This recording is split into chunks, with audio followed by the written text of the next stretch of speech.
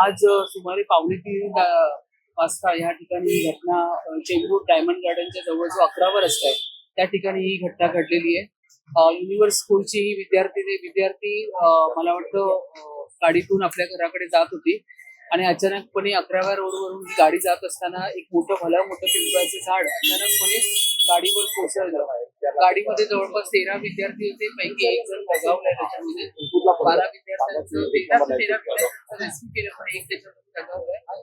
हॉस्पिटलमध्ये साधारण आयसीयू मध्ये 3 विद्यार्थी होते, त्यापैकी एकाला आता जस्ट डिस्चार्ज दिलेला आहे.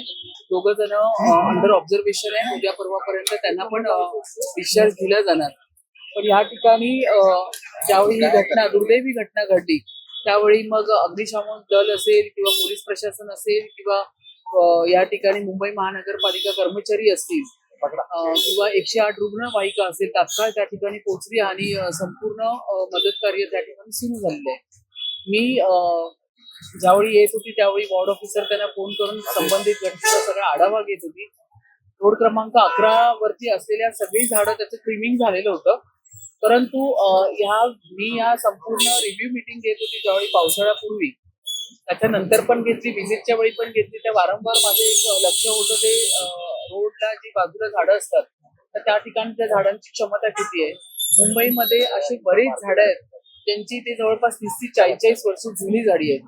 तर त्या झाडांची क्षमता ते पेरू शकतात का, आता त्या झाडांची मुळं किंवा त्यांची ही संपूर्ण ऑडिट एकंदरीत त्या झाडांचं झालं पाहिजे अशा पद्धतीचा आग्रह मी कायम प्रशासनाकडे केलेला आहे आणि ते मी करून पण घेणार आहे. परंतु ही जी घटना अतिशय दुर्दैवी झालेली आहे. पालकांना मी भेटून आलेले आहे. जो विद्यार्थी या ठिकाणी मृत पावलेला आहे त्याच्या आई वडिलांना मी या ठिकाणी भेटलेले आहे. अतिशय त्यांना बघितल्यावरती निशब्द होतं मन की आपण काय यांना उत्तर द्यावं, काय यांच्याशी बोलावं. आणि बाकी जे आयसीयू मधले पालक आहेत त्यांनाही भेटून मी आलेले नाही. एक लक्षात घ्या, आता मी येत असताना बऱ्यापैकी मला असं कळालं की स्थानिक रहिवाशांनी पण या ठिकाणी तक्रारी दिल्या होत्या. जर या तक्रारी असतील संबंधित झाडाविषयी तर नक्कीच तक्रारी असून सुद्धा जर त्या ठिकाणी प्रशासनाने लक्ष दिलं नसेल MS बोर्डने तर त्या ठिकाणी असलेल्या अधिकाऱ्यावरती निश्चित जबाबदारी निश्चितून पूर्ण कारवाई. पालकांशी दोघांशी बोलले, आई बाबा दोघांनाही मी आता या ठिकाणी भेटले. त्या बाळाला पण पाहिलं मी, मला खूप वाईट वाटतं. या ठिकाणी महापूर्ण एक आई या नात्याने मी बघताना माझं हृदय पण हेलावलं ते बाळाला बघून.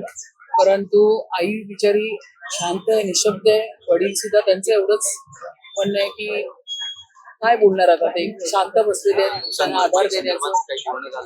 आता ह्या क्षणी आम्ही तर पूर्ण महानगरपालिका संपूर्णपणे त्यांच्या पाठीशी उभे आहोत. सर्वतोपरी आम्ही पूर्ण उभे आहोत. पण आता ही वेळ नाहीये त्यांच्याशी ते सगळं चर्चा करण्याची, नुकसान भरपाई, कारण ते त्या मानसिकतेमध्ये नाहीयेत बोलण्याच्या.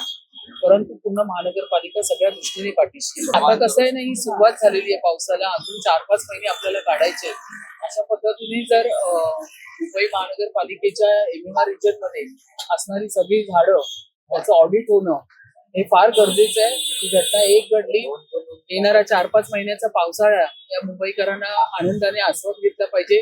रोडवर चालताना त्याला भीती वाटता कामा नये अशा पद्धतीची काळजी मुंबई महानगरपालिका प्रशासन असेल किंवा सगळे, आम्ही या ठिकाणी वृक्ष प्राधिकरणाच्या या ठिकाणी अध्यक्ष सुद्धा आलेले आहेत. त्यामुळे आम्ही तातडीने सगळेजण इथून धावत आलेले आहे. आम्ही सर्व या सगळ्यांबरोबर उभे आहोत. परंतु जी झाली ही घटना ती अतिशय दुर्दैवी झाली आहे.